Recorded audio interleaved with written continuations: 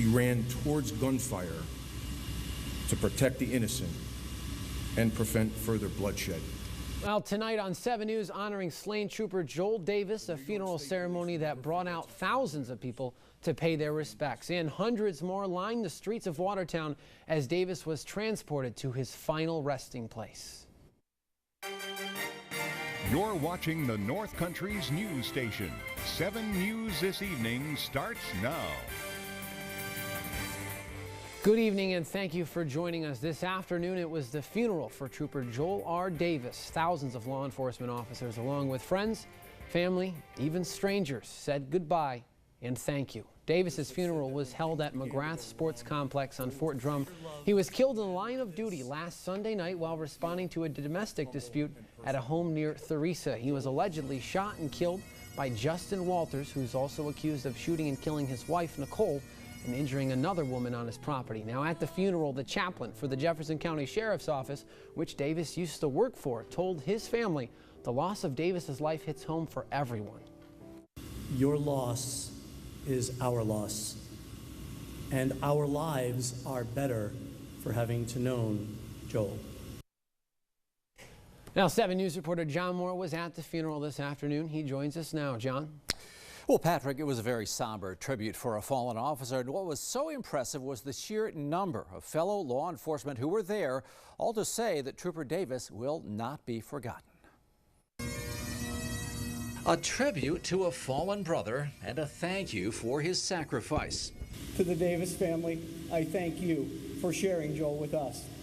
We were all better people to know him. Trooper Davis was remembered as a devoted dad, a hard worker, dedicated to his community, and yes, a hero. Despite knowing the grave risks that he faced, he performed his duty. That is a trooper. That is a hero. That is bravery. His life was taken because he did what we asked him to do. Paying tribute were thousands of law enforcement officers from all across the nation and Canada.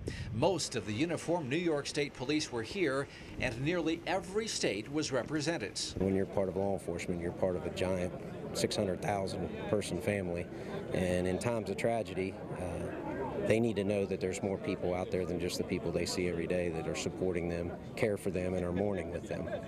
And our agency always sends 2 troopers to represent whenever a state agency experiences a death, in-line death. No matter where you are doing this type of job, we're all pretty much the same, right? So no matter where you go across North America, we do the same job, we do it with the same purpose, and when one of us goes down the line of duty, it affects all of us.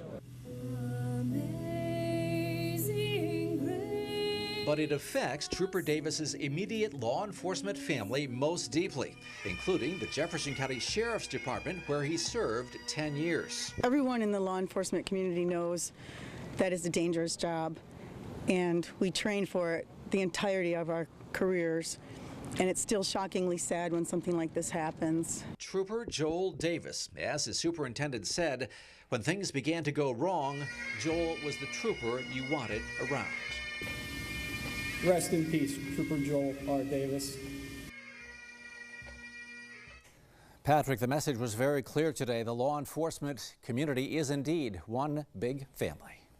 All right, John Moore, thank you very much. Now, after the funeral, Trooper Davis's body left McGrath Sports Complex as he was saluted outside by hundreds of law enforcement officers, like John said, from across the country, giving him the proper send-off. But that wouldn't be the last salute. 7 News reporter Aaron Bischoff is live downtown Watertown, where Trooper Davis's procession rode through this afternoon. Aaron, it was a somber moment.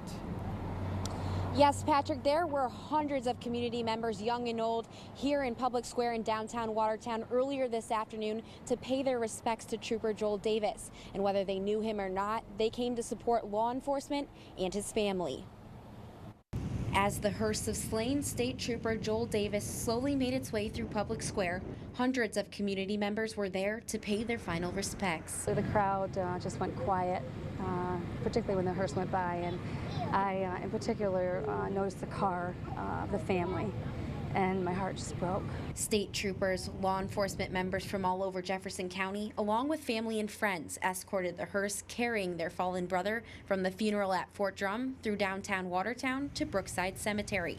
While some of the people who came to watch the procession didn't know Trooper Davis, many of them had family members in law enforcement and came to show their respect to officers. These men and women who serve and protect our community every day, they deserve our respect. It just reminds me that all the law enforcement are out there doing what they can for everybody, and I really appreciate what they're doing for us. Most of all, people came out to support the Davis family, a member of the North Country community. I just thought it'd be nice if we could come and let them know we're sorry for them. I just want to cry for them to think they lost their dad.